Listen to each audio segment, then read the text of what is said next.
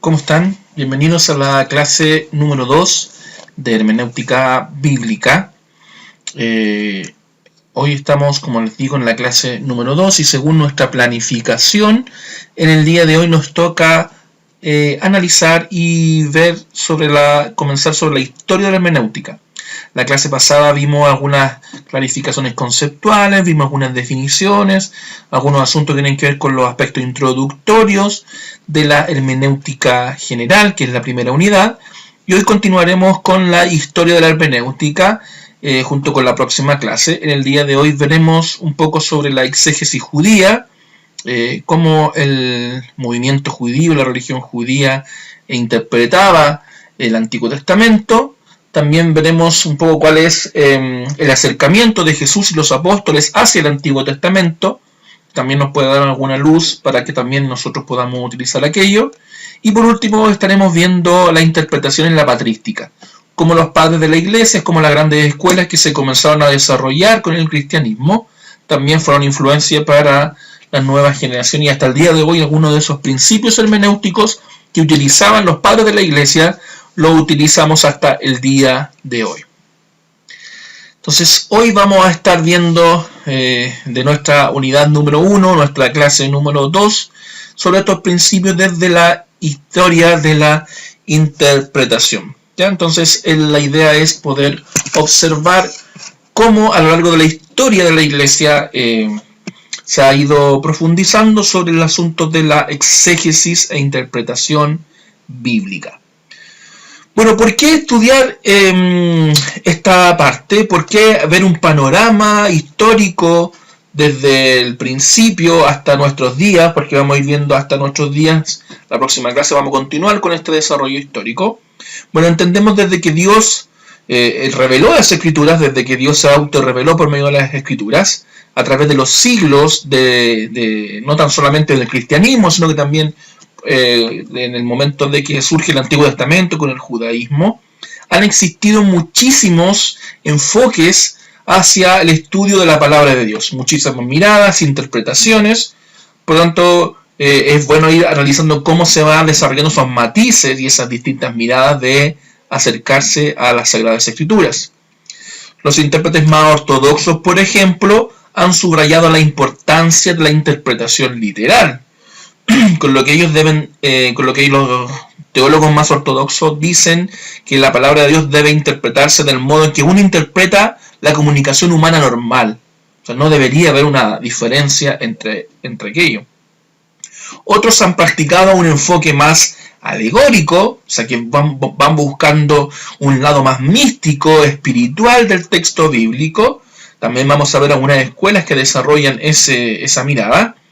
Y aún otros han buscado en cada letra y en cada palabra un significado secreto que necesita descifrarse.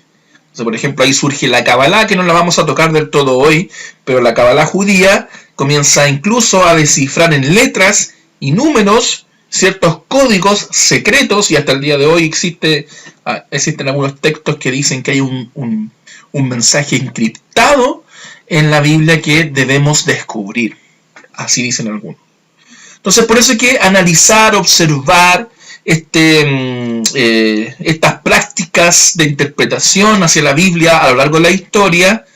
Nos ayudarán a vencer ciertas tentaciones de creer que nuestro sistema de interpretación actual, el que utilizamos hoy, es el único sistema y que no ha existido otro jamás semejante a él, sino que vamos a darnos cuenta que hay ciertos principios desde el acercamiento a la Escritura hasta el día de hoy se utilizan.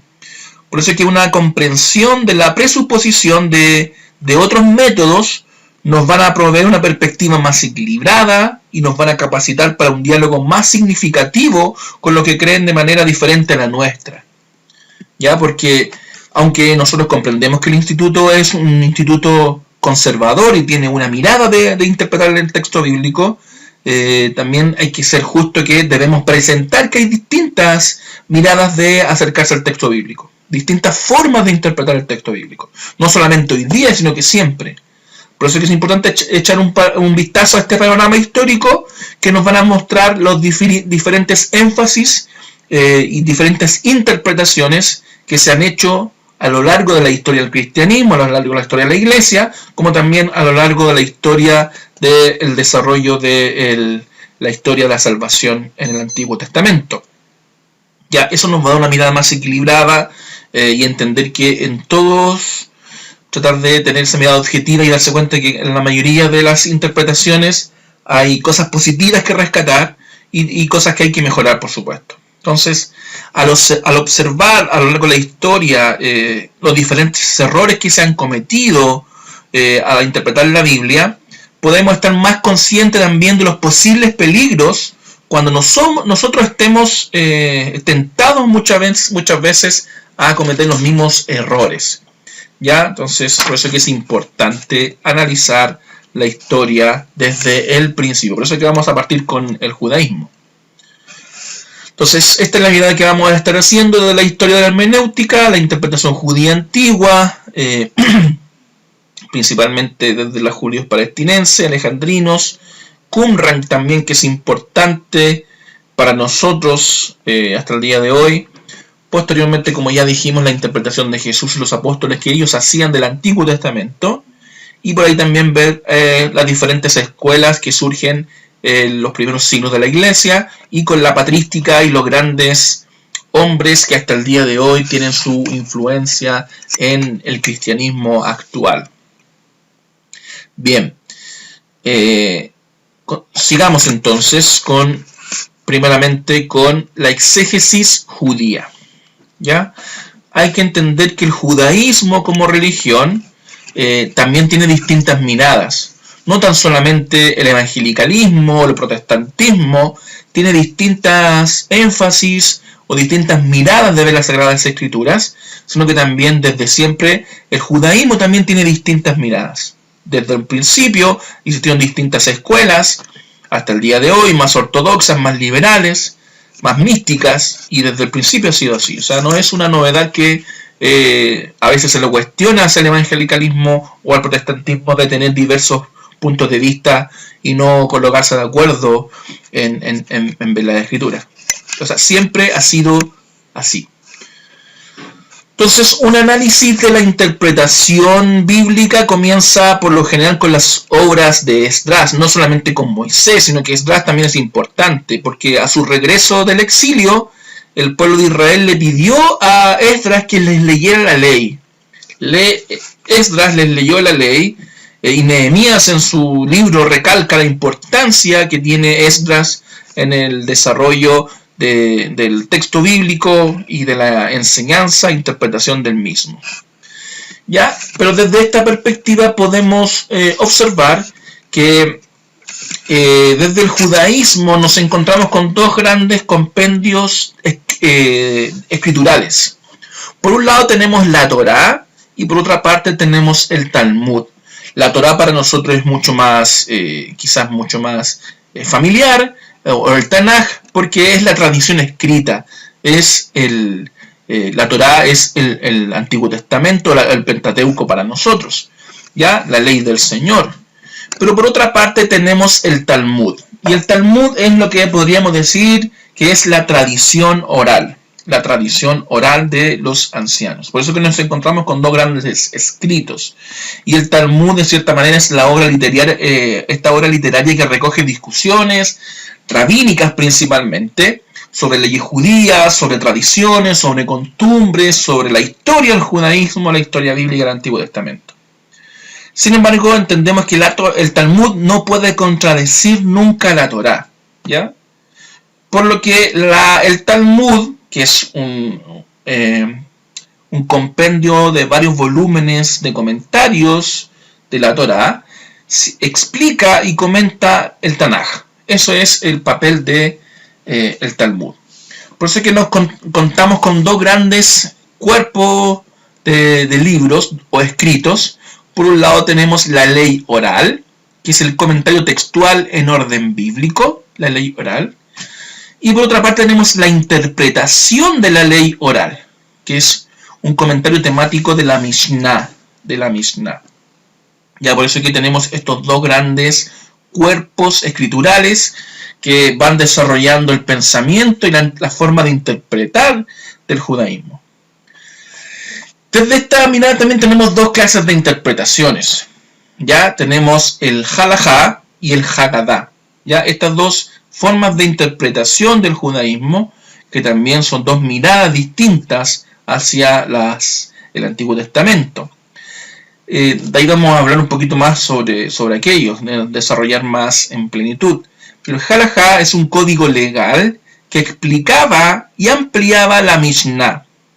Es una minuciosa precisión en observación externa y es mayor en autoridad que el propio Antiguo Testamento. Y esto es lo que cuestiona Jesús, vamos a ver después más adelante. Porque este código legal que ampliaba y explicaba la Mishnah, que dijimos que esta era la interpretación oral, finalmente en algún periodo de la historia, sobre todo en los primeros siglos del judaísmo, o sea, de nuestra era cristiana, este tipo de interpretación, este volumen de textos del halajá, cobró mucho más valor que el Antiguo Testamento. Tenía una importancia superior, una autoridad superior. Por eso que el halajá son las reglas judías extraídas de la Torá. Eso es la halajá. Hay que entender que son las reglas religiosas judías. Sin embargo, desde la cosmovisión judía y de varias religiones orientales, no hay una separación entre la vida religiosa y la no religiosa, sino que es como un todo. No se hace esa distinción, no se hace esa separación de la vida religiosa a la no religiosa.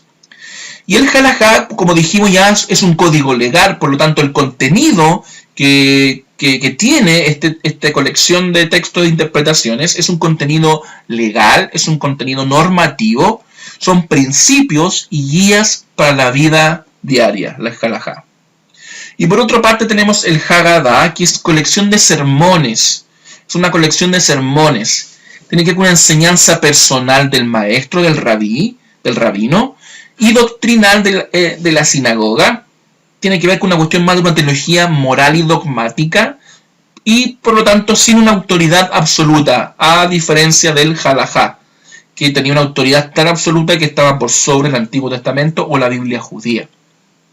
El hagadá tiene una intención más exhortativa, que es a través de los sermones de los rabí que comienzan a enseñar a la gente. El hagadá son narraciones de la tradición oral judía. Son narraciones de la tradición oral judía. Lo que hace el hagadá es que va contando, interpretando y muchas veces también actualizando las historias del Antiguo Testamento. Por lo tanto, muchos las ven el hagadá como una relectura del Antiguo Testamento, tratando de actualizarla a la época actual que está realizando el sermón, el rabí o en la sinagoga correspondiente. Por eso que para algunos es tan importante el hagadá, aunque no cobra un valor tan relevante en autoridad sobre el Antiguo Testamento, pero sí desde la mirada hermenéutica, porque para muchos el hagadá es una hermenéutica actualizante, y muchas veces con un tono muy polémico, el hagadá, lo que se encarga de ir actualizando e interpretando, haciendo una relectura de las narraciones que se explican en el Antiguo Testamento. Entonces aquí tenemos ambas miradas, la Torá y el Talmud. Y dentro de esto también surgen otros textos o otras colecciones como los halakot, que los rabinos se convirtieron en expertos para tratar los diferentes casos. Los relatos de dichos casos dieron cuerpo a otra colección, los halakot, que es la Mishnah, de cierta manera. Son los comentarios de los ancianos sobre la Torá.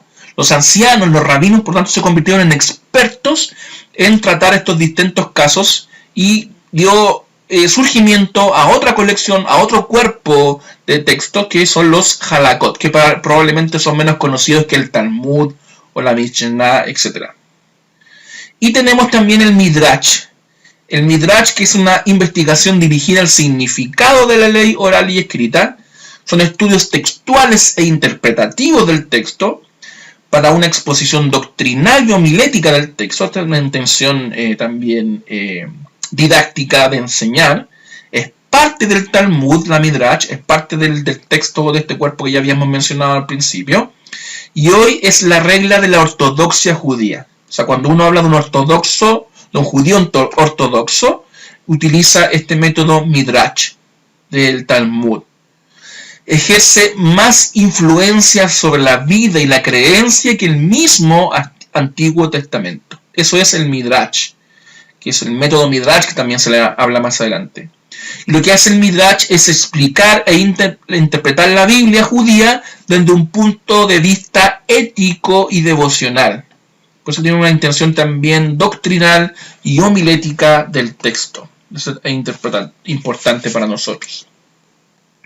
Entonces ahí tenemos esa mirada de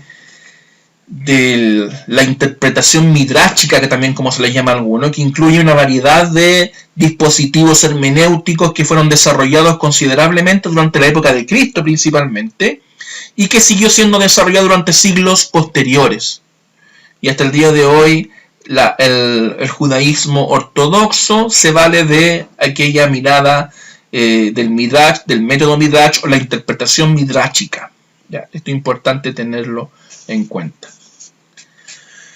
Bien, cuando hablamos de los judíos palestinenses, los judíos palestinos son los judíos más conservadores. Principalmente en la época de Jesús y en épocas un poco anteriores y posteriores tenemos dos miradas, los judíos helénicos y los judíos palestinenses. Los judíos palestinenses son los que están en Jerusalén, en Tierra Santa, y tienen más acercamiento desde el mismo hebreo, del texto bíblico del Antiguo Testamento. Por eso tiene una mirada más conservadora del texto bíblico.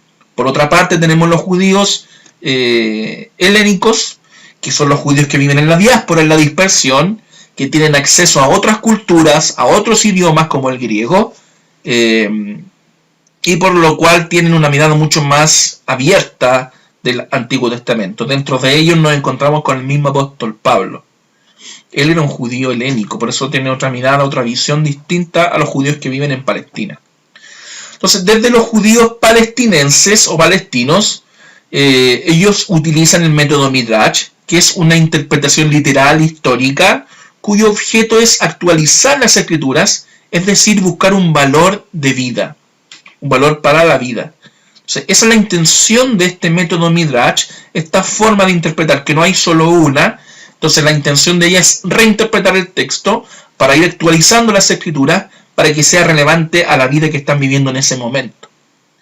Y hay tres formas principales del Midrash. Uno es la halajá, que ya les he mencionado, halajá, que es la idea es buscar reglas de acción, sobre todo de orden jurídico, y corresponde a la tradición de los ancianos. Que esto principalmente lo dijimos, lo volvemos a reiterar y lo vamos a volver a reiterar después.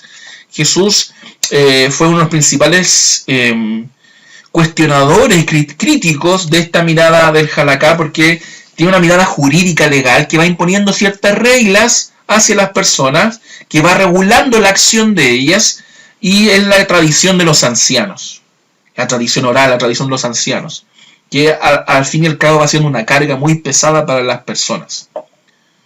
El Haggadah, como ya habíamos señalado, está orientado a la formación espiritual desde perspectivas variadas. O sea, tiene una mirada más devocional, más espiritual de la religión, del acercamiento al texto bíblico. Y corresponde a exhortaciones morales, explicación de las fiestas litúrgicas, comentarios doctrinales, y esto siempre de los rabinos, de los maestros. Eso hacían desde el Haggadah. Eso tiene otra mirada distinta al halajá. El Haggadah tiene una mirada más devocional, más espiritual, que son más que reglas impuestas, son exhortaciones. Tiene un matiz parenético que va exhortando a las personas a tener una conducta moral, a cómo explicar las fiestas, las liturgias, y cómo van haciendo comentarios de la doctrina misma desde una mirada de los rabinos.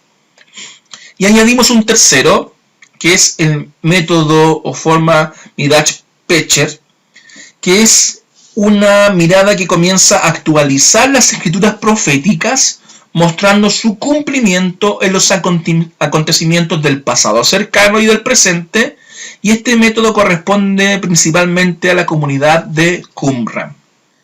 Entonces el método Pecher está siendo utilizado y es utilizado principalmente por esta comunidad del Qumran, que tiene una mirada más escatológica de los tiempos, una mirada más apocalíptica de lo que está sucediendo. Entonces lo que busca hacer es mirar las lecturas proféticas, interpretarlas y actualizarlas al momento cercano que están viviendo ellos.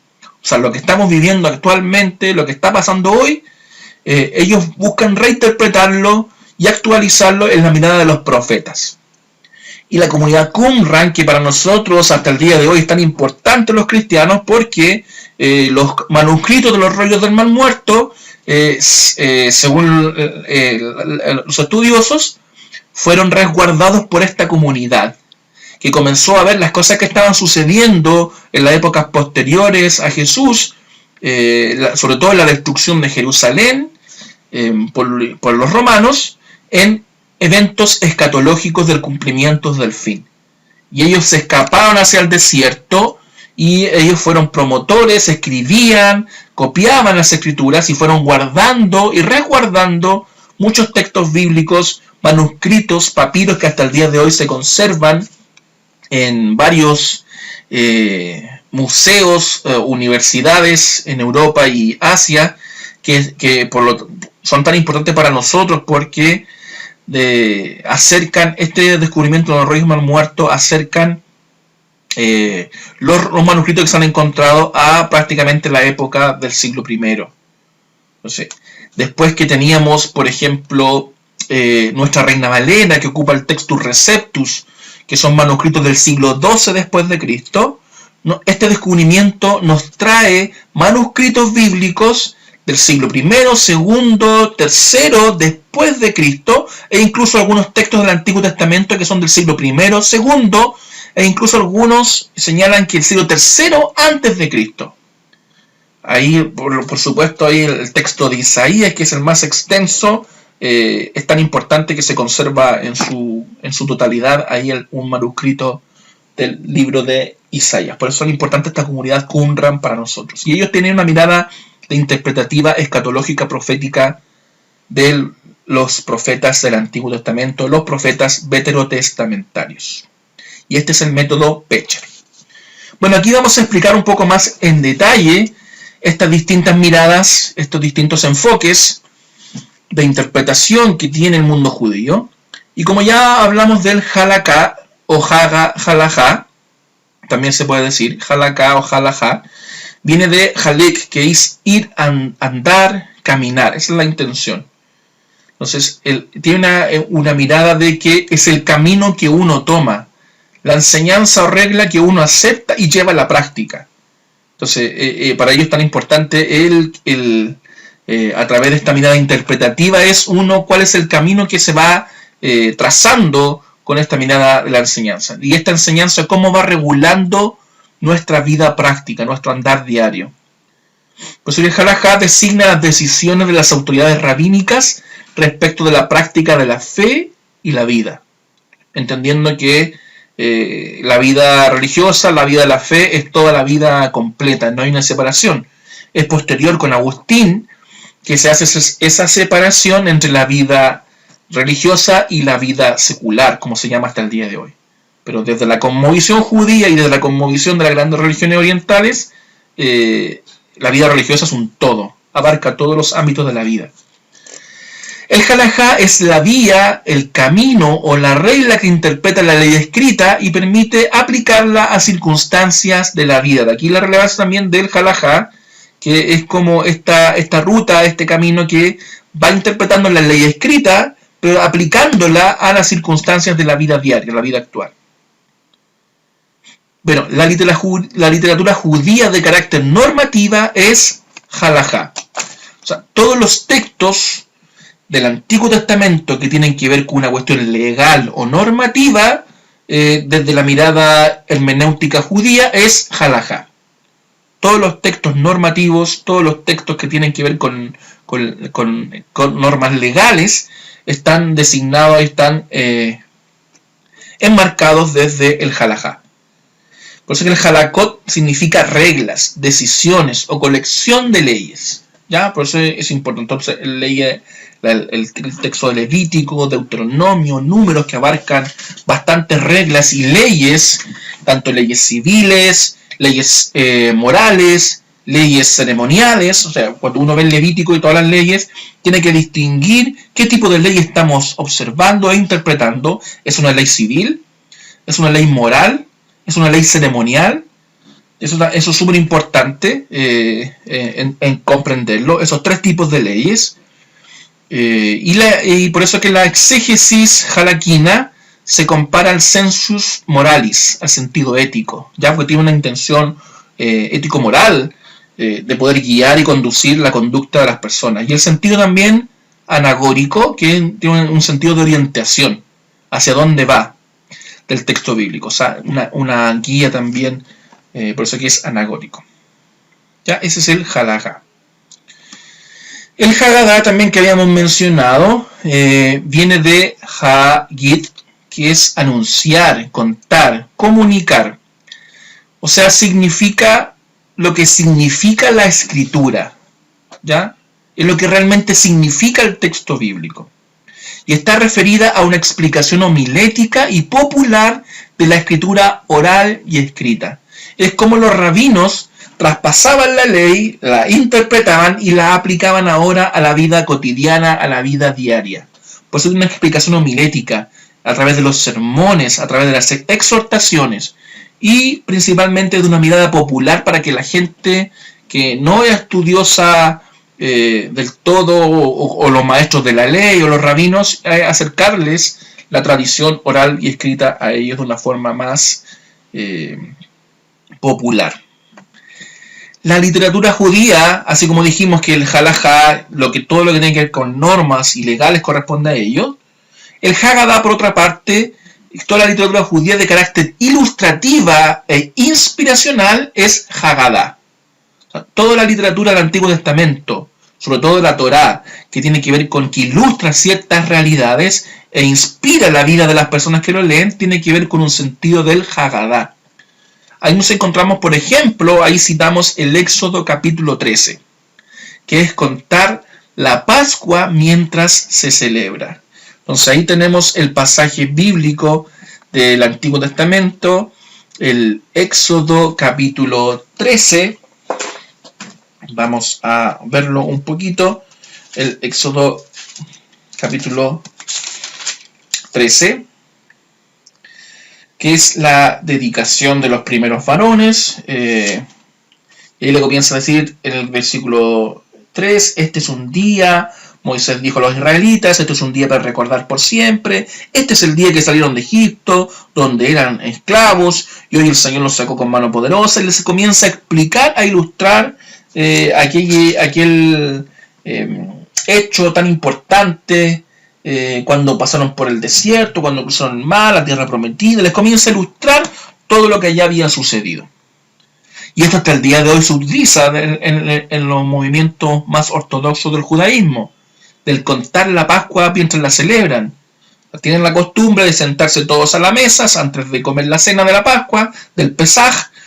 La tradición es que es el más pequeño de la familia, pregunte a la familia o al más anciano de la familia, ¿por qué estamos hoy día celebrando esta cena? ¿Qué sentido tiene que estemos junto a la mesa? Y el más anciano de la familia se pone en pie y comienza a contar, a ilustrar de la importancia de lo que están hechos ahí, comiendo el pan sin levadura, las hierbas amargas, etc. Comienza a ilustrar aquello.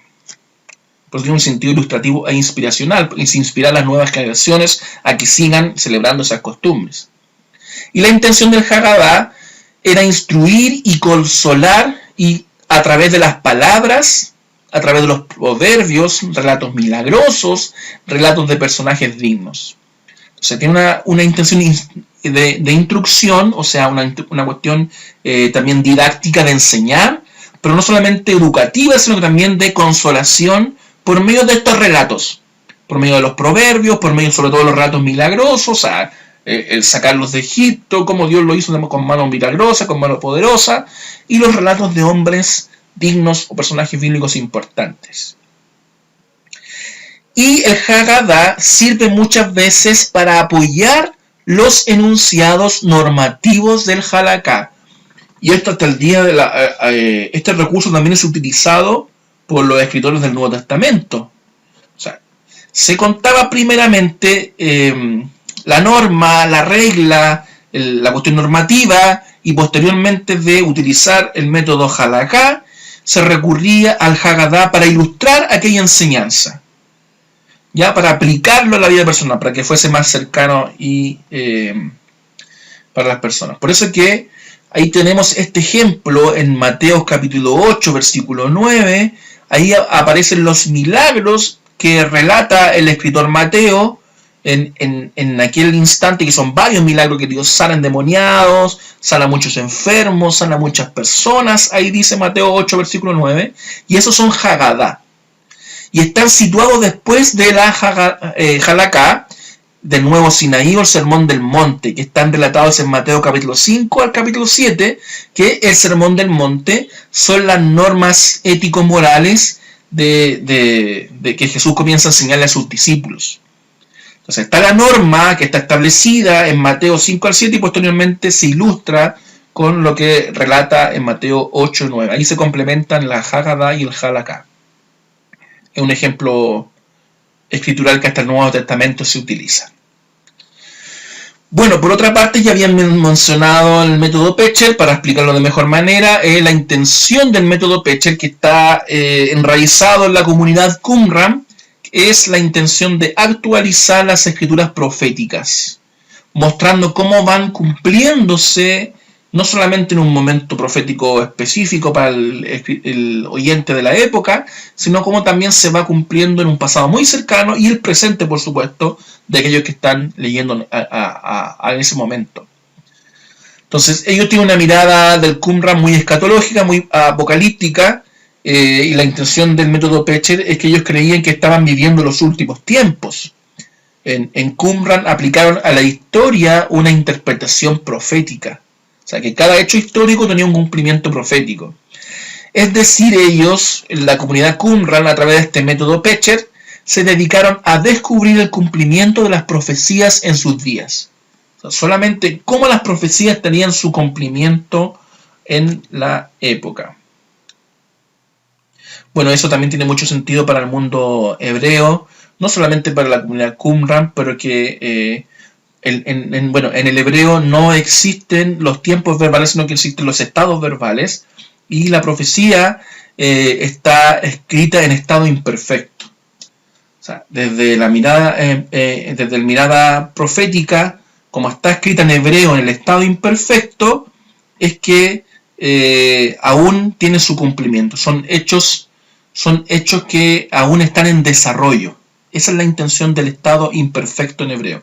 Son hechos que aún están en desarrollo, a diferencia del estado perfecto, que son hechos consumados.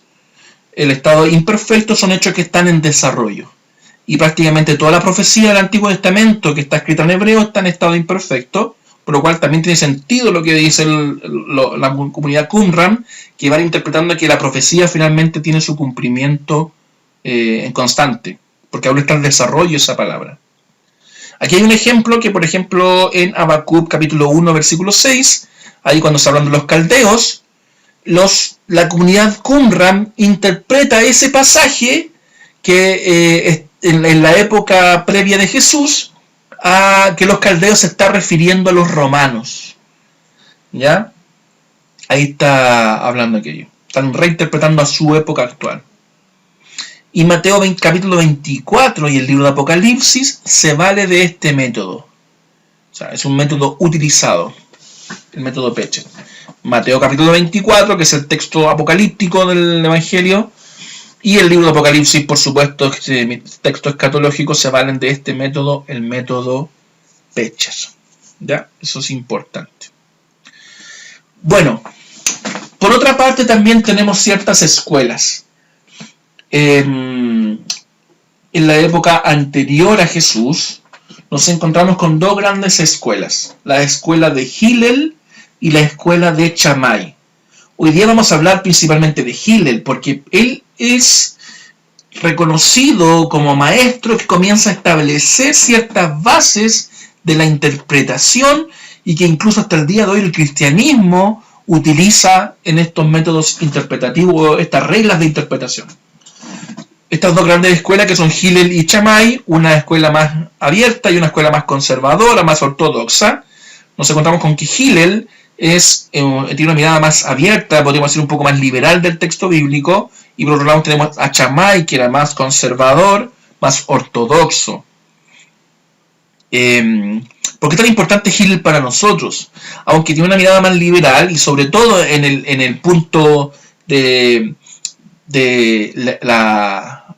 por qué uno podía darle carta de divorcio a su esposa, estas dos escuelas tenían una mirada mucho más liberal y mucho más conservadora.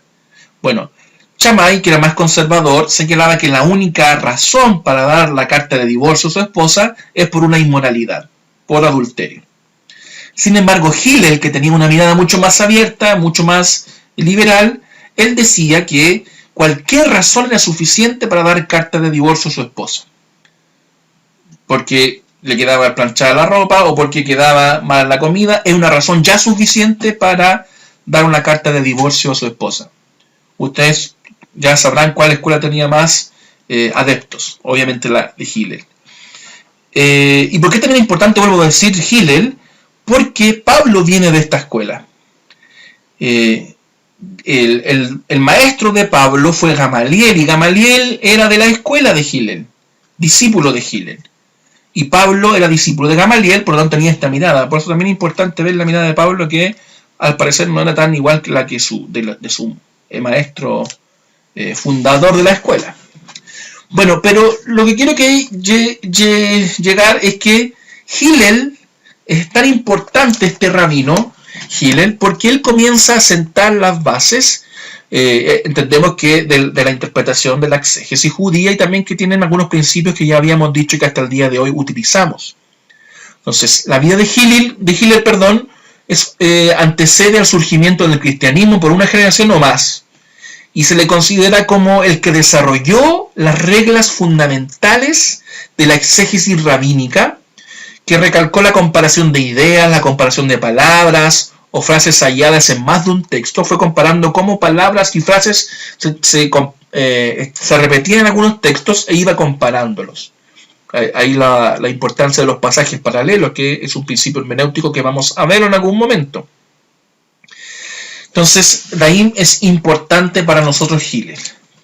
Bueno, vamos a ver algunas reglas de interpretación de Hillel, que para interpretar la tradición legal, la halajá.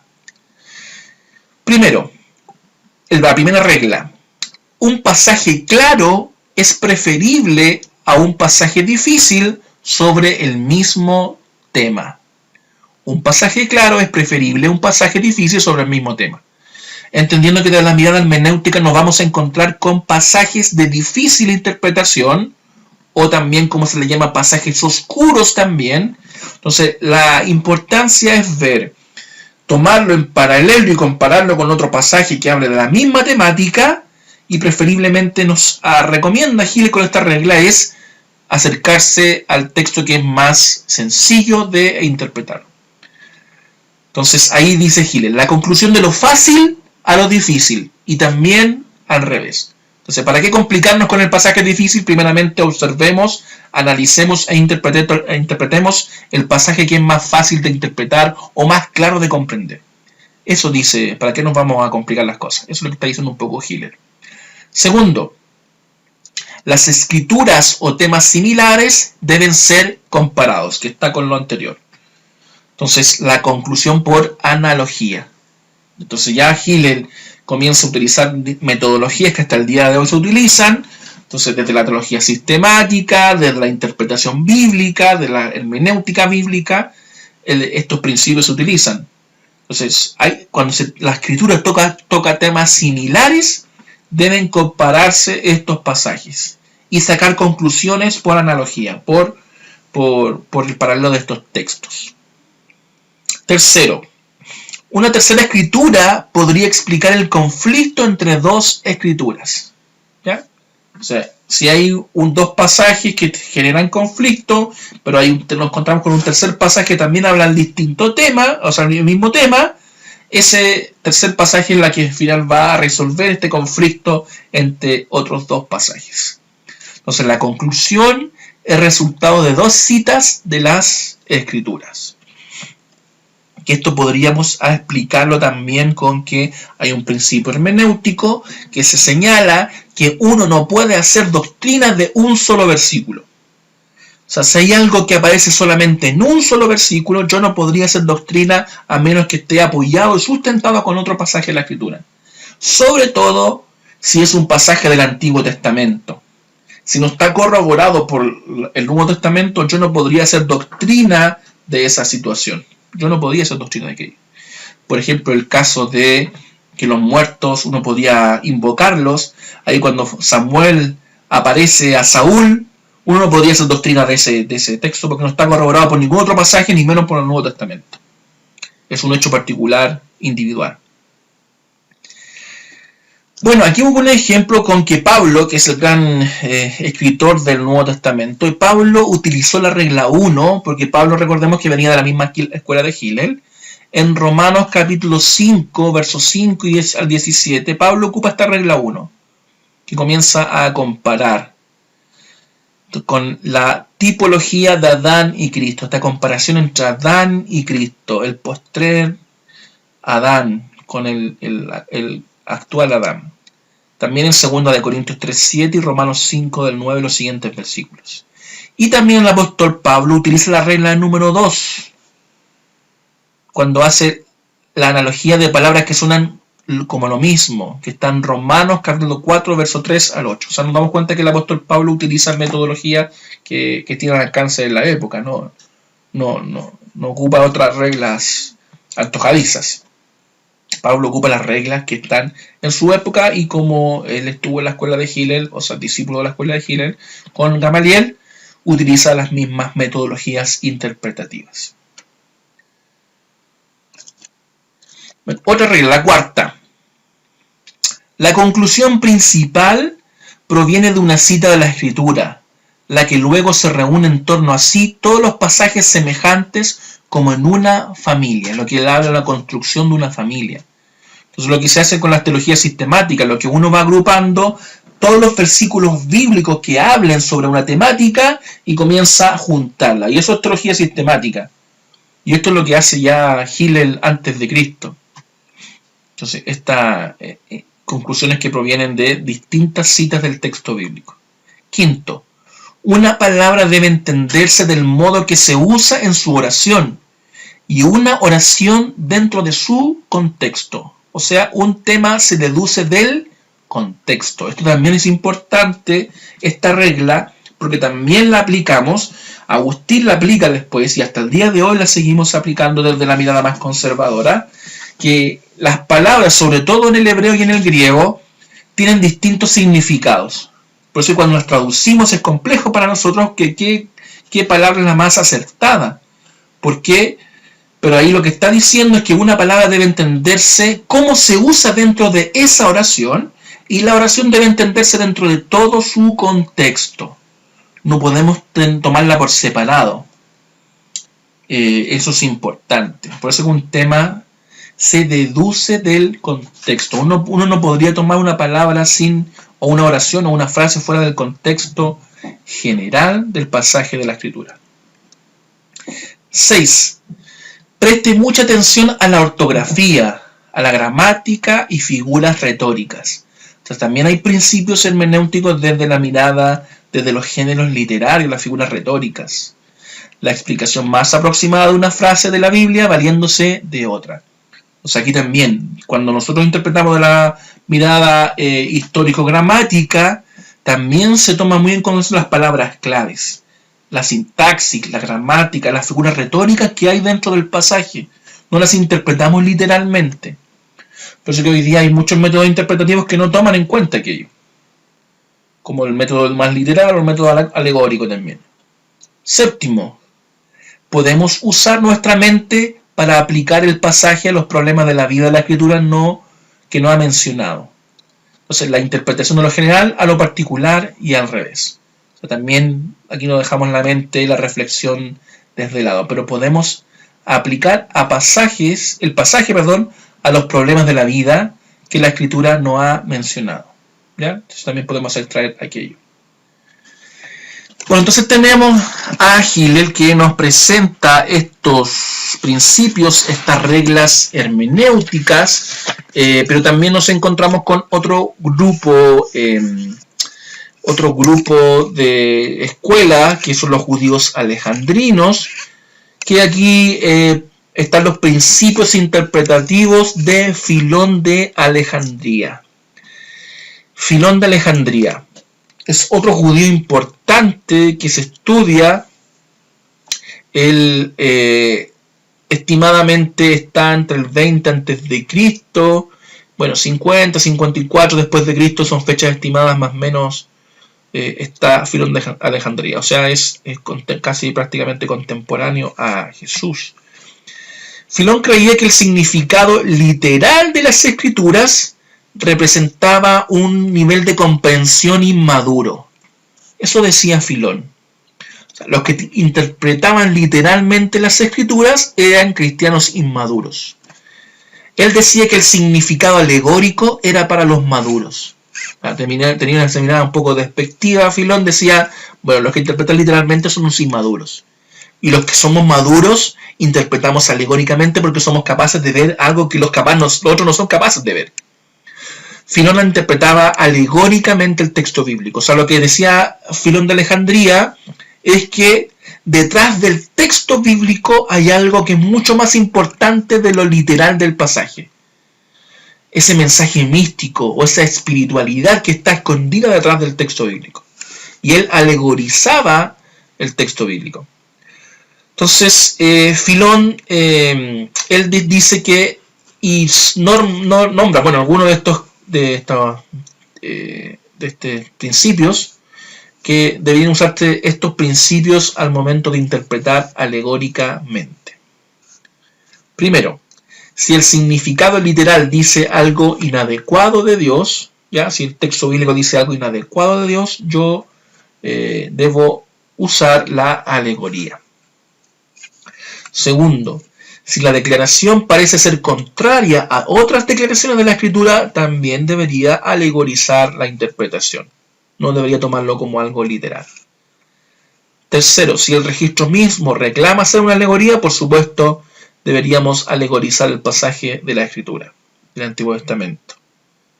Cuarto, si hay expresiones dobles o se usan palabras superfluas, ¿ya? Palabras complejas, deberíamos también alegorizar.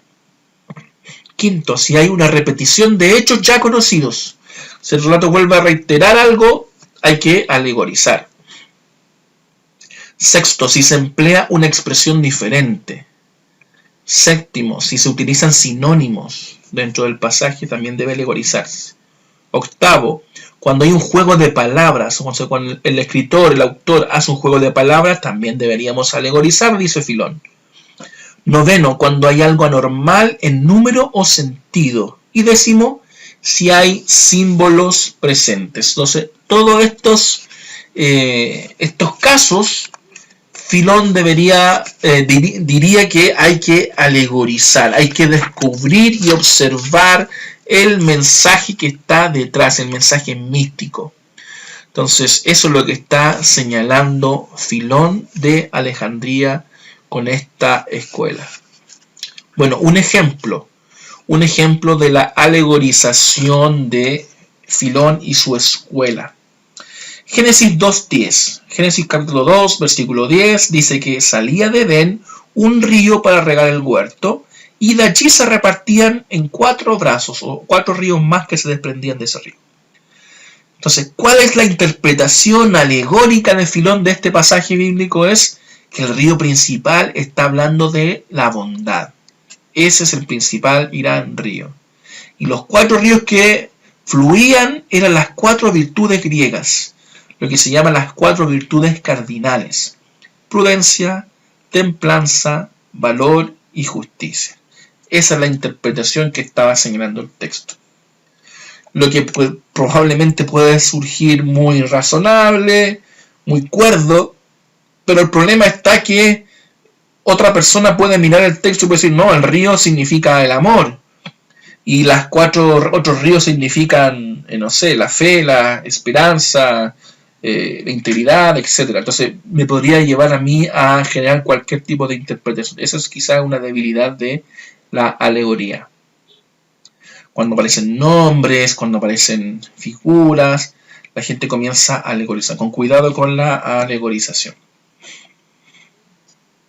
Bien, eso es la mirada de la exégesis del judaísmo.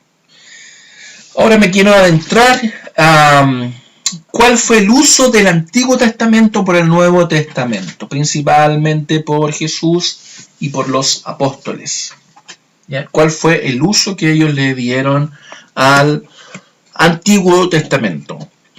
Es interesante y es importante para nosotros darnos cuenta y entender que aproximadamente el 10% del Nuevo Testamento son citas directas, paráfrasis o que está aludiendo al Antiguo Testamento. O sea, un gran porcentaje, el 10%, está aludiendo de alguna medida explícita o implícita, o está parafraseando, o es una cita literal del Antiguo Testamento.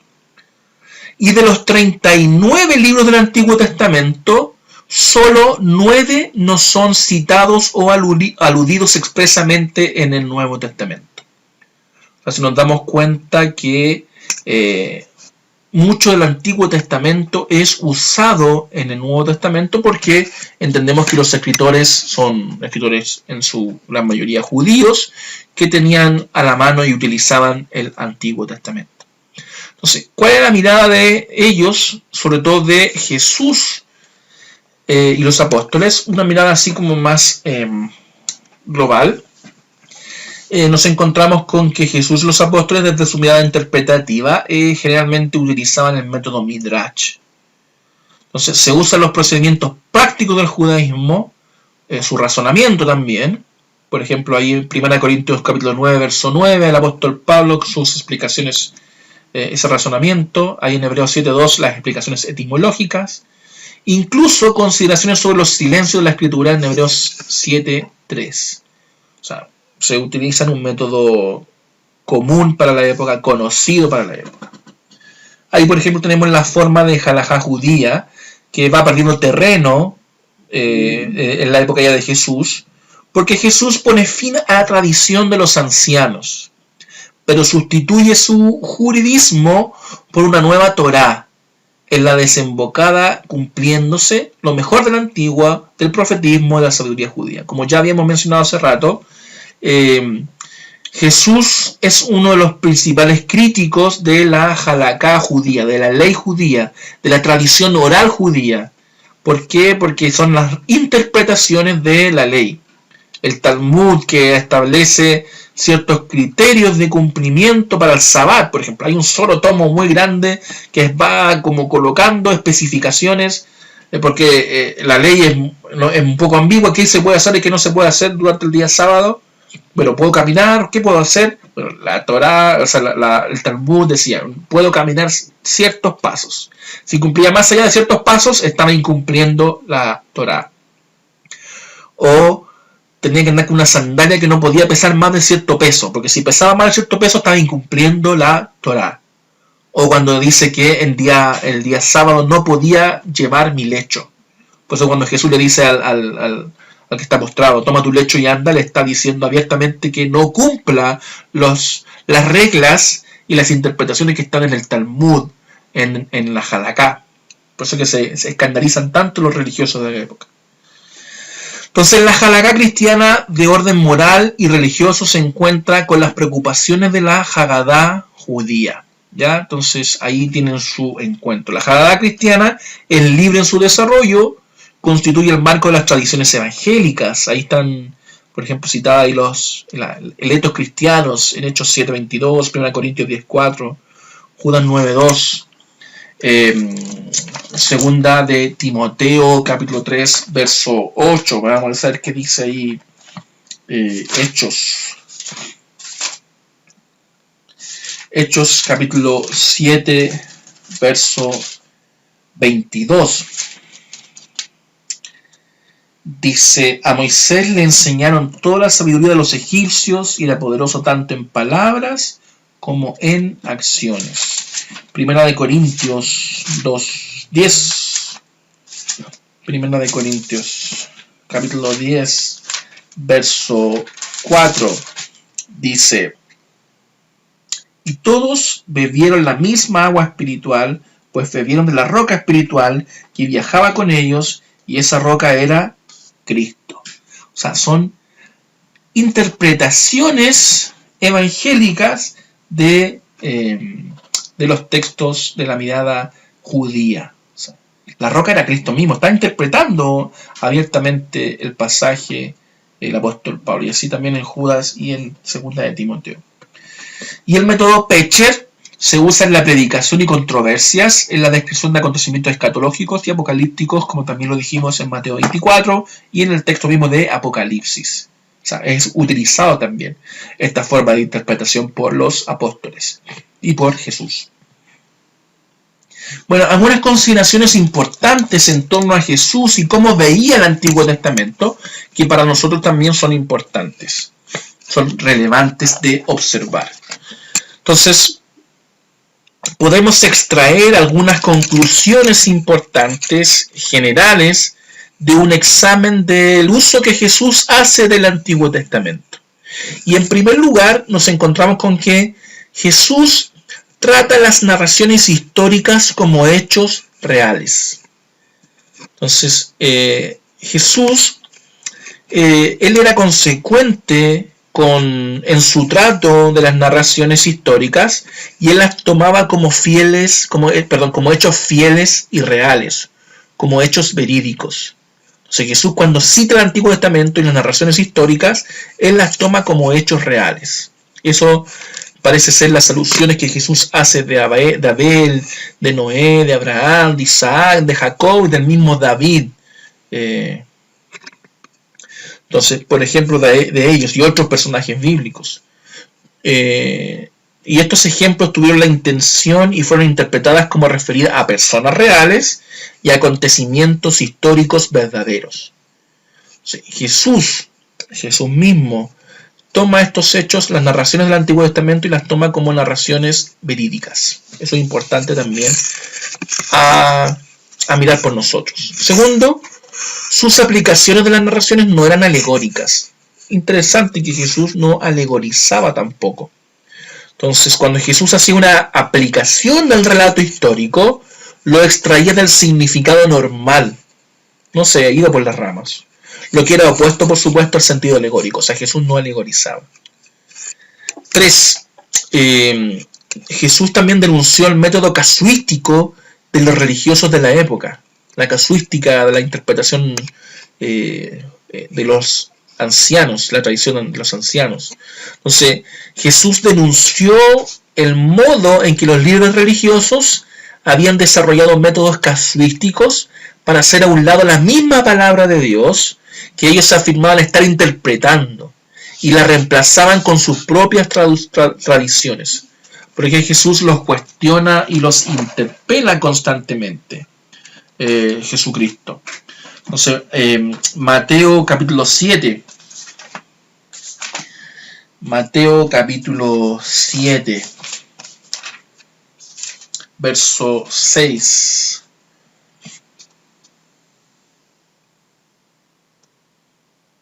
Vamos a poner Mateo capítulo 15 mejor. Mateo capítulo 7 también, pero Mateo 15, aquí está. 15 del 1 al 9, dice, en ese momento algunos fariseos y maestros de la ley religiosa llegaron desde Jerusalén para ver a Jesús. Y preguntan, ¿por qué tus discípulos desobedecen nuestra antigua tradición? Le preguntaron. No respetan la ceremonia de lavarse las manos antes de comer. Jesús le respondió, ¿y por qué ustedes por sus tradiciones violan los mandamientos directos de Dios? Por ejemplo, Dios dice, honra a tu padre y a tu madre, y cualquiera que hable irrespetuosamente de su padre o de su madre tendrá que morir. Sin embargo, ustedes dicen que está bien que uno les diga a sus padres, lo siento, no puedo ayudarlos, porque he jurado darle a Dios lo que les hubiera dado a ustedes. De esta manera ustedes afirman que no hay necesidad de honrar a los padres y entonces anulan la palabra de Dios por el bien de su propia tradición. Hipócritas, Isaías tenía razón cuando profetizó acerca de ustedes, porque escribió: este pueblo me honra con sus labios, pero su corazón está lejos de mí. Su adoración es una farsa, porque enseñan ideas humanas como si fueran mandatos de Dios. Ahí Jesús les recriminó aquello de su mirada casuística de interpretar el Antiguo Testamento. Cuarto, los escribas y fariseos nunca acusaron a Jesús de algún error interpretativo, lo cual también es significativo, ya porque siempre andaban buscando algo con qué criticar, con qué juzgar, con qué acusar a Jesús. Sin embargo, a Jesús nunca los escribas y los fariseos, por más que quisieron acusar a Jesús de algún error, nunca lo acusaron de usar parte de las escrituras de manera antinatural o ilegítima. Aun cuando Jesús repudiaba directamente los agregados y las malas interpretaciones de los fariseos que hacían el Antiguo Testamento, el relato bíblico nos dice que la gente admiraba a Jesús por su doctrina, por sus enseñanzas que él realizaba. Nadie le cuestionó aquello.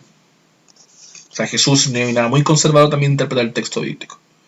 Y quinto, Jesús utilizó la aplicación hermenéutica del modismo hebreo. O sea, utilizaba también, por eso que nos parece a veces contradictorio a nosotros, cuando por lo general, o cuando a veces Jesús usaba un texto de un modo que no nos parecía natural, por lo general se trataba de un legítimo modismo o hebreo o arameo, o arameísmo o hebraísmo, ¿ya? Entonces estaba dentro del marco tradicional de aquella época. Por otra parte, los apóstoles. Es interesante que también su mirada del Antiguo Testamento para los apóstoles siguieron el mismo ejemplo de Jesús al considerar el Antiguo Testamento como la palabra inspirada de Dios. Entonces los apóstoles consideraron la palabra como palabra revelada de Dios, como que era palabra de Dios. Nos encontramos ahí con Pablo hablando en 2 Timoteo 3:16 y a Pedro también en 2 de Pedro 1:21. Para ellos el Antiguo Testamento es la palabra de Dios. En por lo menos 56, más de 50 veces o ocasiones, hay una referencia explícita a Dios como el autor del texto bíblico. Entonces ellos aceptan aquello. Segundo, también en consecuencia de lo mismo, aceptaron la veracidad histórica del Antiguo Testamento. Entonces ellos aceptaron los hechos y narraciones del Antiguo Testamento como hechos verídicos, como hechos reales, no como fábulas, no como cuentos, sino que como hechos históricos reales. Y también los escritores del Nuevo Testamento respetaban el Antiguo Testamento, por tanto hay pocas posibilidades de una mala interpretación del mismo. O sea, cuando uno respeta el texto, hay una reverencia hacia el texto del Antiguo Testamento, hay muy poca posibilidad de que ellos hayan realizado un mal uso o una mala interpretación del mismo. Bueno, una pregunta que nos cabe: cuando los escritores del Nuevo Testamento citan el Antiguo Testamento, con frecuencia modifican las palabras, eso es innegable. Pero nos preguntamos, ¿cómo puede esa práctica justificarse hermenéuticamente? Entonces, cuando los escritores o agiógrafos del Nuevo Testamento citan el Antiguo Testamento, muchas veces no utilizan la misma palabra literal, que para un cristiano más ortodoxo sería una aberración, pero para ello respondemos esta pregunta primero con que en aquella época existían varias versiones hebreas, arameas y griegas. O sea, no había solo una pura versión, igual que hoy día. Por ejemplo, la versión que yo estaba leyendo, la Nueva Traducción Viviente. Generalmente la traducción más o la versión más utilizada es la Reina Valera 1960. Entonces, al igual que hoy, en aquella época habían varias versiones en hebreo, en arameo y en griego, y todas ellas eran utilizadas. Segundo, no era necesario citar palabra por palabra, a menos que afirmaran estar citando literalmente, como lo dice el escritor Wenham. Él dice textualmente: no era necesario que los escritores citaran los pasajes del Antiguo Testamento palabra por palabra, a menos que ellos afirmaran estar citando al pie de la letra, ya que escribían en un idioma distinto del original del Antiguo Testamento. ¿Ya? Entonces estaban escribiendo en un idioma distinto, en griego. Y tercero, la libertad de la cita es un indicio del dominio del tema. Entonces, cuando uno tiene dominio del tema, está haciendo esto mismo. Cuando uno tiene un dominio del material, del tema, cuando el orador se siente más seguro del significado de lo que el autor decía, el que está citando, tanto menos temor tiene de exponer esas ideas en palabras que no sean exactamente las empleadas por el autor. Eso también es importante. Bueno, también nos encontramos con que el apóstol Pablo utiliza la interpretación tipológica, el apóstol Pablo. Entonces, referida al sentido pleno de la escritura, particularmente centrada en los sucesos históricos pasados, que anticipan acontecimientos actuales y futuros, escatológicos. Entonces, esa es la interpretación tipológica. Y Pablo recoge el Midrashim sobre Éxodo 13, 16, números 10, en 1 Corintios 10. En 1 Corintios capítulo 10, el apóstol Pablo hace uso de estos Midrash para hablarle a la iglesia de Corintio. En el capítulo 10, del verso 1 y los siguientes versículos, sobre las lecciones de la idolatría del pueblo de Israel. Amados hermanos, no quiero que se olviden de lo que les sucedió a nuestros antepasados hace mucho tiempo en el desierto. Todos fueron guiados por una nube que iba delante de ellos. Todos caminaban a través del mar sobre tierra seca, que comienza a hablar. Todos ellos fueron bautizados en la nube y el mar como seguidores de Moisés. Todos comieron el mismo alimento espiritual y todos bebieron la misma agua espiritual, pues bebieron la roca espiritual que viajaba con ellos, y esa roca era Cristo. O sea, ahí lo que está haciendo el apóstol Pablo es utilizar la tipología.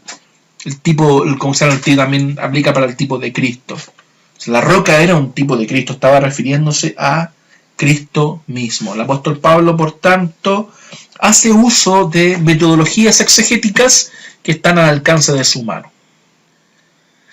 También nos encontramos con que el apóstol Pablo hace uso del método alegórico en el Nuevo Testamento. Ahí nos encontramos, por ejemplo, en Gálatas capítulo 4, versículo 4, que hace alusión al Génesis 16, hace una reinterpretación del Génesis 16, 15 y el 21, 2, alegórica. Entonces, la interpretación de Pablo converge en rasgos alegóricos y tipológicos para explicar la relación entre el antiguo y el nuevo pacto. Porque hay la de dos mujeres, la esclava y la libre, y dos hijos, el hijo de la esclava y el hijo de la libre. Y ahí está viendo dos alianzas, a dos pactos, el antiguo pacto y el nuevo pacto. Él habla del Sinaí, que es la alianza de esclavitud, la que esclaviza. Y habla de Jerusalén, la alianza de la promesa. Ahí está alegorizando sobre aquello. Por lo tanto, él está diciendo, ustedes los Gálatas pertenecen a la alianza de la promesa. ¿Por qué vuelven a la ley? Le está diciendo. Entonces, las mujeres y niños son además prefiguración del acontecimiento salvífico. El apóstol Pablo claramente aquí está alegorizando de un texto. O sea, vuelve a utilizar un método que está al alcance de su mano, un método conocido por el apóstol Pablo, utilizado por los maestros y rabinos de aquella época. Bien, y por último, el último tema que vamos a tratar el día de hoy es la exégesis patrística, que son los continuadores de los apóstoles, los padres de la iglesia. Entonces nos encontramos con varias escuelas. Tenemos varias escuelas aquí. Bueno, aunque nos encontramos con que a pesar de la práctica de los apóstoles, que en general no alegorizaban, aunque sí Pablo utilizó alegoría, pero no era un método masificado el que más utilizaban, nos encontramos que una escuela alegórica de interpretación fue la que dominó la iglesia en los siglos siguientes, que fue la escuela de Alejandría. Esta alegorización nació de un motivo propio, el deseo de entender el Antiguo Testamento como un documento cristiano. Sin embargo, el método alegórico, como lo practicaban los padres de la iglesia, con frecuencia pasaba por alto completamente el sentido original del autor. O sea, decían algo nada que ver con lo que quiso decir el autor. Y lo que quería decir la comprensión más histórica o literal de un texto, por lo cual se comenzaron a desarrollar muchas especulaciones en torno al Antiguo Testamento. y abandonaron el sentido actual, o sea, el sentido real que el autor quería darle al texto, el autor del texto. Y aquí tenemos la escuela de Alejandría, que el principal promotor o fundador de esta escuela era el Clemente de Alejandría, que lo situamos entre el 150 y el 215 después de Cristo. Entonces, él era conocido como un gran exégeta, y Clemente creyó que las escrituras ocultaban un verdadero significado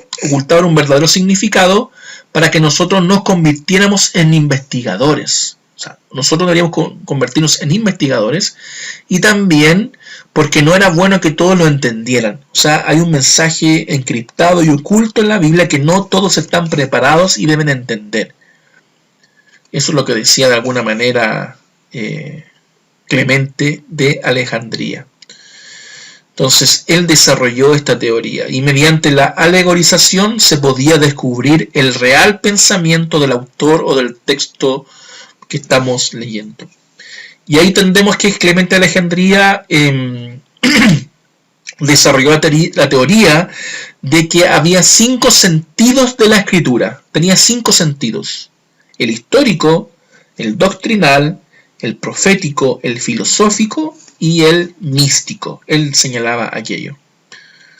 Entonces, y con los significados más ricos solo a disposición de quienes entendían el sentido más profundo. O sea, como una escalada. Entre más profundidad voy acercándome al texto, voy llegando al nivel del sentido místico. Entonces,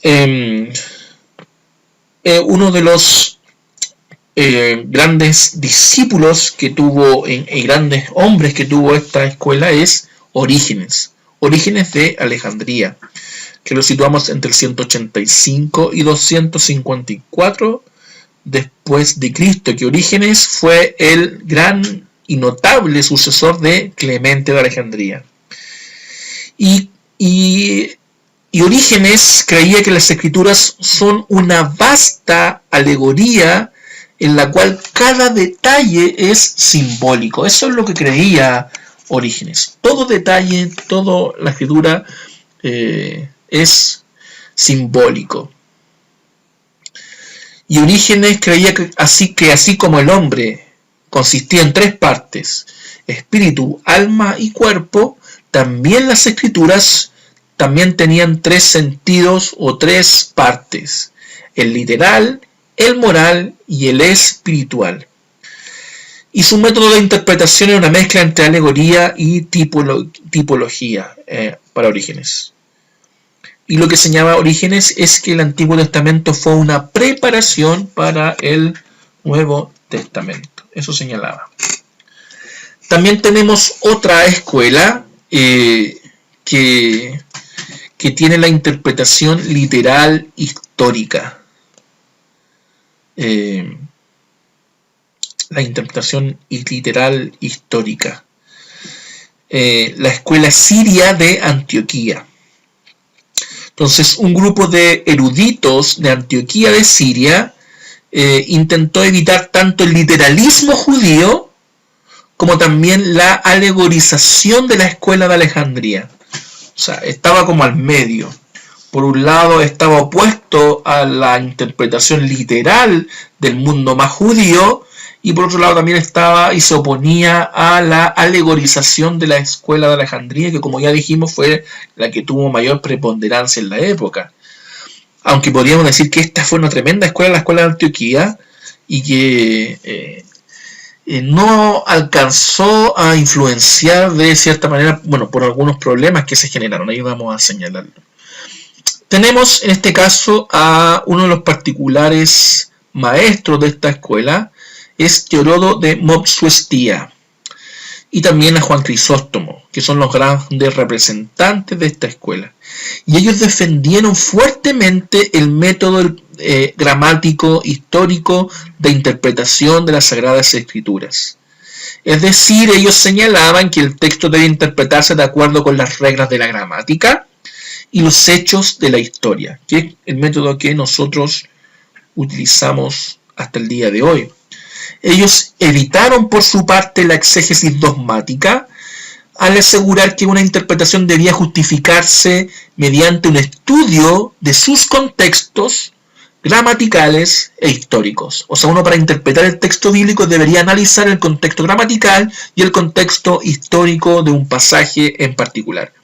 Y no por una apelación a la autoridad, lo que es la exégesis más dogmática.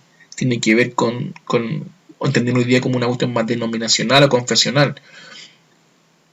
Y esta escuela de Antioquía criticó a los alegoristas, a la escuela de Alejandría, por haber puesto en duda incluso la historicidad de gran parte del Antiguo Testamento. O sea, los alegoristas comenzaron, como decían que lo literal no era lo importante, ellos promovieron esta idea de que la historicidad no es tan importante y por lo cual pusieron en duda muchos de los relatos del Antiguo Testamento. Eso también es importante. Bueno, la postura de Antioquía sobre la historia difería de los de la escuela de Alejandría. Según los alegoristas, como la escuela de Alejandría, ellos señalaban que flotando encima del sentido histórico, del significado histórico de los acontecimientos del Antiguo Testamento, estaba otro significado más espiritual. Eso decía la escuela de Alejandría, la escuela de alegoría. O sea, sobre el significado histórico estaba flotando un sentido mucho más pleno, mucho más espiritual, que era lo importante. Y los de Antioquía, en contraste con aquello, señalaban y creían que el significado espiritual de un acontecimiento histórico está implícito dentro del suceso mismo. Eso señalaban. Eso es importante para la escuela de Antioquía. Bueno, aunque se le reclama a la escuela de Antioquía que hacen un uso excesivo de la tipología. Bueno, los principios exegéticos de esta escuela, de la escuela de Antioquía, pusieron el fundamento de trabajo de la hermenéutica evangélica moderna. Entonces, esta escuela es tan importante para nosotros en la actualidad, aunque no tuvo esa preponderancia en los periodos posteriores, como la Edad Media, sienta las bases de la hermenéutica evangélica moderna. Lamentablemente, uno de sus estudiantes, uno de los discípulos de esta escuela, y uno de los discípulos de Teodoro, de Mopsuestia, fue Nestorio. Y Nestorio fue el promotor o el que promovió una de las más grandes herejías que surgieron, bueno, una de las tantas herejías que surgieron sobre Cristo en aquella época, que se discutieron en los distintos concilios en aquellos tiempos, sobre el nestorianismo, que fue una de las mayores herejías respecto a la persona de Cristo, y que separaba a Jesús en dos personas, uno divino y uno humano, que eran dos personas distintas. Y fue tal el estigma que se provocó de esta herejía que surgió, que todos al final señalaban que esta herejía era por culpa de la escuela de Antioquía. Lo que finalmente llevó a que siempre se asoció el nestorianismo con la escuela de Antioquía.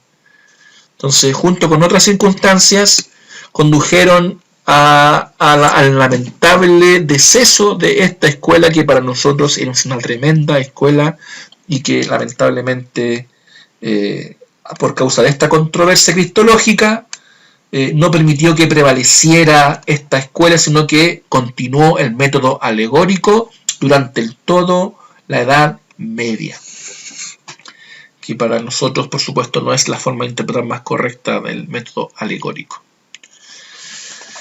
Bueno, tenemos por otra parte a Agustín de Hipona.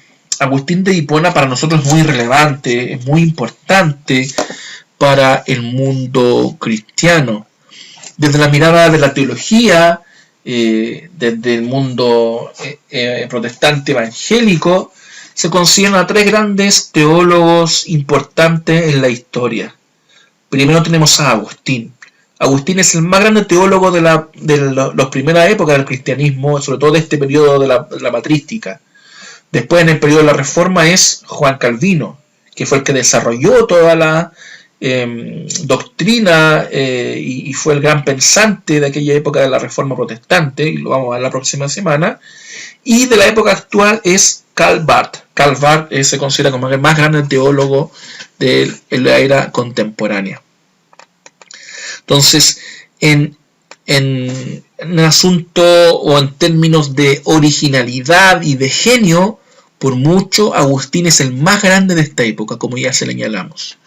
Y en su libro Doctrina Cristiana estableció Agustín diversas reglas para la exposición de las Escrituras, algunas de las cuales siguen utilizándose hasta el día de hoy. O sea, por eso es tan importante Agustín, y por eso lo consideramos tan importante y tan grande dentro del cristianismo, porque muchas de las reglas que él establece en aquella época, en los primeros siglos de la Iglesia, hasta el día de hoy prevalecen. Bueno, lo primero que señala Agustín, que para mí me parece, para algunos debería parecer como algo que no debería señalarse, pero cuando uno estudia la teología, la gran mayoría de los teólogos sostienen que una de las grandes características que debería tener alguien que se acerca a la Escritura es que todo exégeta, todo teólogo, en este caso Agustín dice, el intérprete debe poseer una genuina fe cristiana. Es una condición de partida, y lo pone ahí partida Agustín, y hasta el día de hoy muchos de los teólogos lo ponen. Debemos poseer una genuina fe cristiana. Segundo, el sentido literal e histórico de la Escritura debe ser preferido. ¿Ya? Está apoyando entonces el histórico gramático Agustín. Tercero, la Escritura tiene más de un significado y el método alegórico es adecuado, aun cuando Agustín dice que el preferido debe ser el método histórico literal, antes que el alegórico, aunque él también lo valida. Hay un significado en los números bíblicos para Agustín también, como cuarto. O sea, los números tienen un significado. Y hay hasta el día de hoy algunos textos que hablan sobre aquello. Quinto, dice Agustín, el Antiguo Testamento es un documento cristiano porque Cristo está prefigurado allí. Ya, aquí estamos de acuerdo a media con Agustín, porque el Antiguo Testamento no es un documento cristiano, sino que es un documento judío, es la Biblia judía, que también para nosotros es un texto inspirado, por supuesto. Lo que sí señalamos que efectivamente se habla del Cristo preencarnado, el Cristo prefigurado, eso es innegable, pero para nosotros el Antiguo Testamento es un texto judío, es un texto de origen judío, el cristianismo no existía. Sexto, lo que debe ser el intérprete es comprender el significado del autor y no poner su propio significado en el texto. Y este principio o regla de interpretación hasta el día de hoy lo debemos traer. Entonces, la mayoría de que nos pasa a nosotros, y cuando uno va a leer el texto bíblico, cuando uno lo lee, automáticamente piensa lo que me dice a mí primeramente. Pero eso es un error. Primeramente debo comprender el significado que el autor le estaba dando a su época, al lector de su época, para luego comprender el significado de lo que el Señor me dice a mí en esta época. No puedo pasar por alto aquello. Algunos obvían lo anterior, dicen no es necesario entender lo que dice en aquella época. Para mí es un error garrafal, porque me va a llevar a mí a decir cualquier pretexto o cualquier cosa que se me pueda ocurrir, cualquier especulación que se me pueda ocurrir. No es objetivo. Séptimo, el intérprete debe consultar el credo ortodoxo. Ahí los credos apostólicos, sobre todo, es importante que lo tengamos en claro. Desde el movimiento evangelicalismo no tenemos mucho uso y dominio de aquello, pero el mundo más, obviamente el movimiento católico y las iglesias protestantes tienen sus confesiones, la confesión de Westminster y otras confesiones que van ayudando a su credo y que es importante. Octavo, un verso debe ser estudiado en su contexto y no aislado de los versos que le rodean. Eso también es importante. Para Agustín, a la hora de interpretar, es importante considerar el contexto. ¿Qué es lo que pasa que muchos hacemos hoy en día con el pan de vida? Yo, por ejemplo, el consejo que doy, bueno, si usted tiene un pan de vida y usted todos los días quiere escoger un pan de vida, lea el pan de vida, pero posteriormente vaya a su Biblia y por lo menos lea el capítulo anterior y el capítulo posterior para entender ese pasaje en su contexto general. Porque el versículo bíblico así aislado me puede decir algo que está totalmente alejado del contexto del texto. Por eso, como se dice habitualmente, un texto fuera de su contexto me puede llevar a pensar o interpretar cualquier pretexto.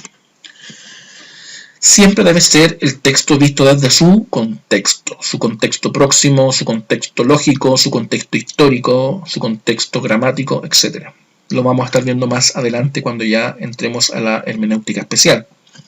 9. Si el significado de un texto es obscuro, nada en el pasaje puede servir de materia a la fe ortodoxa. ¿Ya? Eso es importante. Si un texto es oscuro, hay que tomarlo como tal. Y eso dice Agustín, no debería servirnos para la fe ortodoxa, ¿no? Tampoco se podría ser doctrina, por supuesto. 10. El Espíritu Santo no es un sustituto para el estudio diligente de la Escritura. El intérprete debe conocer hebreo, griego, geografía y otras materias pertinentes. Esto también es muy importante. Lo que nos pasa a la mayoría de los pentecostales, aunque decimos, no, yo no estudio teología, yo no leo otros libros porque el Espíritu Santo Él me revela lo que quiere decir el texto bíblico. ¿Es importante el Espíritu Santo? Sí. La iluminación del Espíritu Santo es importante, pero eso no quita que usted y yo nos preparemos y estudiemos el texto original en hebreo, en el griego, geografía y otras ciencias bíblicas y otras materias que nos van a ayudar a comprender de mejor manera las Escrituras. Algo que resurgió nuevamente con la Reforma Protestante. 11. Los pasajes oscuros deben ser iluminados por los pasajes claros. Ahí un poco lo que decía Gil también. Y los pasajes paralelos. Y 12. Es necesario considerar que la revelación es progresiva. También es importante que hasta el día de hoy se enseña. Hay que entender los pasajes a la luz de la revelación progresiva. Que Dios comienza a revelarse o a autorrevelarse de manera progresiva, o sea, de menos a más. Como dirían los músicos, increciendo, de menos a más. Eso es importante. Por eso es que los pasajes del Antiguo Testamento hay que verlos a la luz del Nuevo Testamento, la revelación plena, a la luz de Cristo.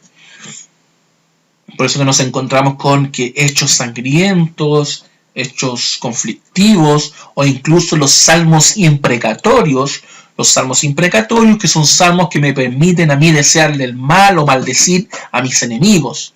Un salmo imprecatorio como el salmo que dice que voy a pescar a los hijos de mis adversarios y los voy a tirar contra la roca, contra la peña. Eso a la luz del Nuevo Testamento es imposible, abajo a la luz de la revelación progresiva. A la luz del Nuevo Testamento, a la luz de Cristo y a la luz del Sermón del Monte, que lo habíamos dicho en su momento, eso es impensado e impropio para un cristiano, no se justifica. Ya estos principios son importantes, que los estableció Agustín y muchos de estos hasta el día de hoy los usamos. Bien, esta es la clase hasta el día de hoy. La próxima semana vamos a continuar analizando la historia de la interpretación bíblica en el cristianismo.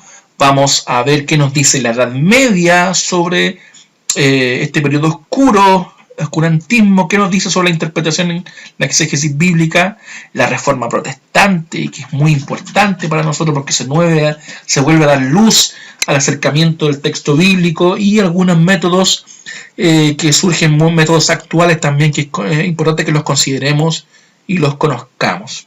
Así nos encontramos la próxima semana. Estamos en contacto. Dios les bendiga.